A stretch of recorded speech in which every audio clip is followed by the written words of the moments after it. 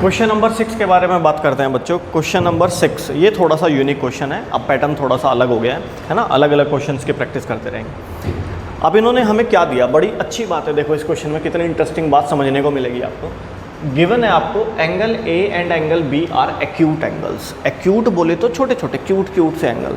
अब cute angle किनको कहेंगे, छोटे एंगल किनको कहेंगे, जो एंगल 90 डिग्री से कम होता है उनको एक्यूट एंगल कहते हैं।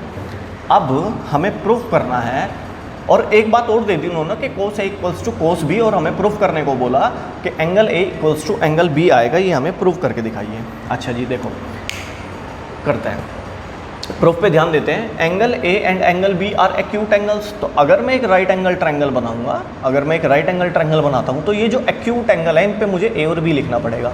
आप यहाँ पे ए लिख दीजिए, यहाँ बी लिख दीजिए, या फिर यहाँ पे ए लिख लो, यहाँ बी लिख लो।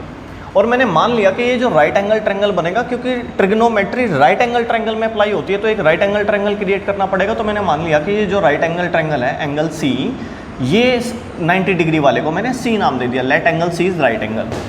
अब क्वेश्चन के अकॉर्डिंग देखते हैं, इन्होंने कोसे बोला है ना, तो मैं निकाल के देखता हूँ कोसे होता क्या है। कोस होता है बेस अपॉन हाइपोटेनस। अब गौर करने वाली बात, मैं स्टार्टिंग से इसी चीज़ पे फोकस करा रहा हूँ।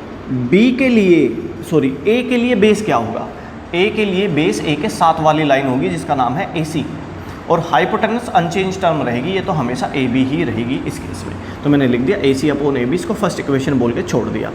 अगली चीज़ जो है वो है कोस बी, लिख लिया जी कोस बी। ये भी बेस अपॉन हाइपोटेनस होता है बेस, पर अब की बार बेस किसके लिए चेक करना है, एंगल बी के लिए बेस चेक करना है। एंगल बी के लिए बेस होगा एंगल बी के साथ लगी हुई लाइन बी सी, लिख लिया जी बी सी सी बी।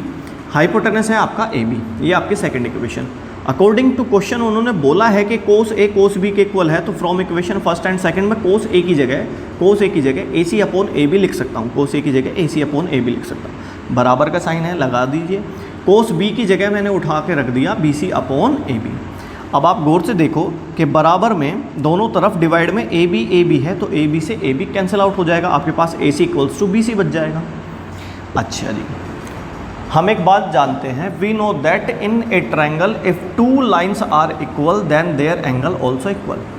अगर किसी ट्रायंगल में वो कैसा भी ट्रायंगल हो, अगर दो लाइनें आपस में इक्वल हैं, तो इस लाइन के सामने वाला ये एंगल और इस लाइन के सामने वाला ये एंगल भी आपस में इक्वल होंगे। यही कंडीशन यहाँ पे अप्लाई हुई।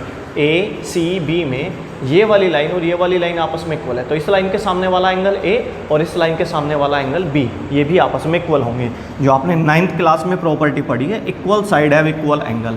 ए सी बी सी के इक्वल है, तो ए सी के सामने एंगल बी आता है और बी सी के सामने एंगल ए आता है, ये भी आपस में इक्वल होंगे। इसको हमने प्रूव कर दिया।